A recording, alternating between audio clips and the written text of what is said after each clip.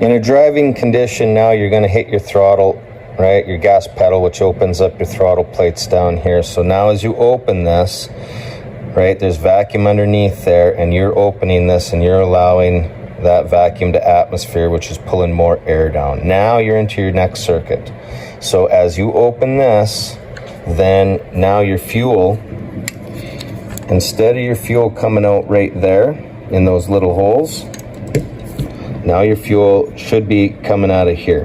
Every time you pull your throttle plate like this, it's going to pump a little bit of gas out these nozzles here. So basically it pumps the gas, and this air is traveling so fast that before that gas can get, like if you take a look at the angle on that, it looks like the gas is going to shoot out this way. But basically as it pumps that, the air is coming so fast that it doesn't have a chance. It's just going to take it right down into that Venturi and mix it up real fast.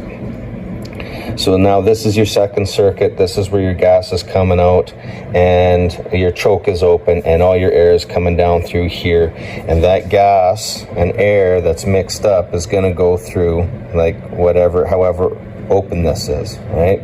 So if it's just open that much, well, then that mixed up gas and air goes through that. If you got it wide open, it's got more space. And the more you open this, the more gas to mix up with the air.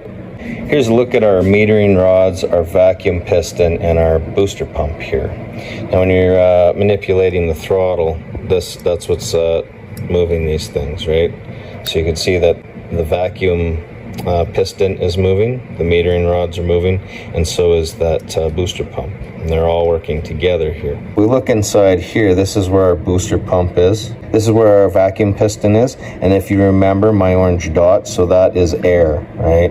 So the air is connected to here.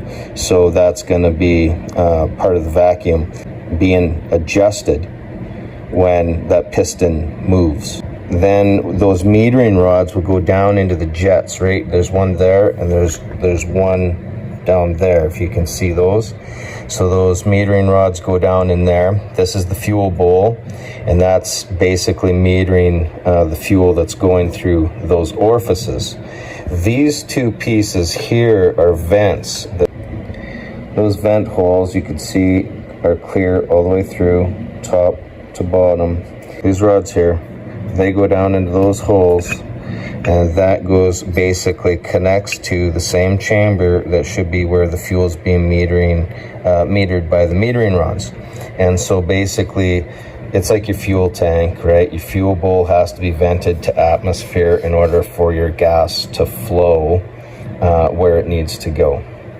So this is part of the air that basically vents the bowl here, but it is separate from this system here.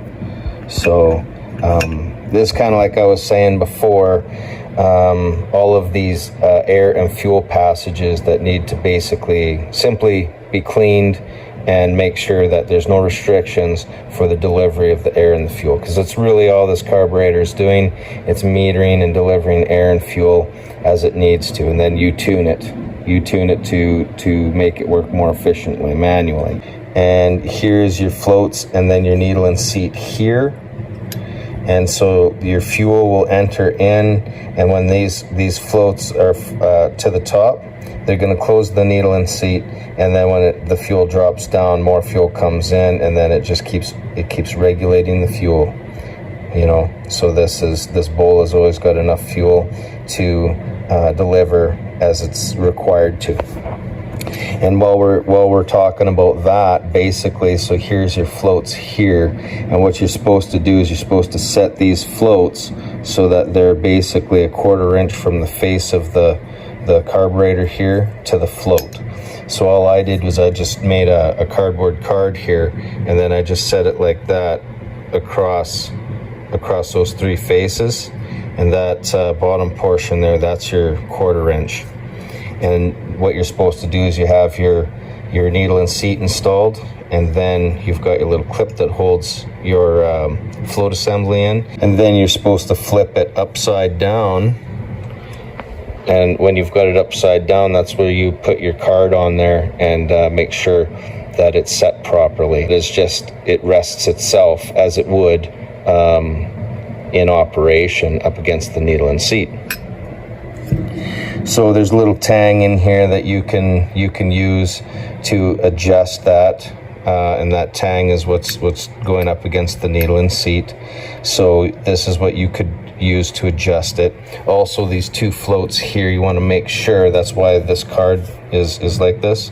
So you want to make sure that both of your floats are equal and they're both touching, so they're both set properly.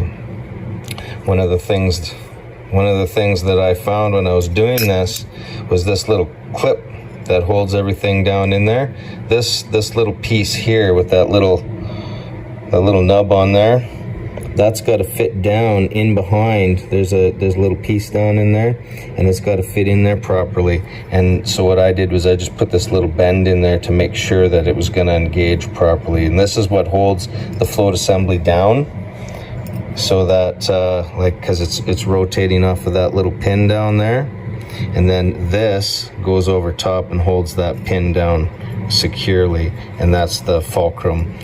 If there's something wrong with this, then obviously that's going to interfere with your adjustment on these floats.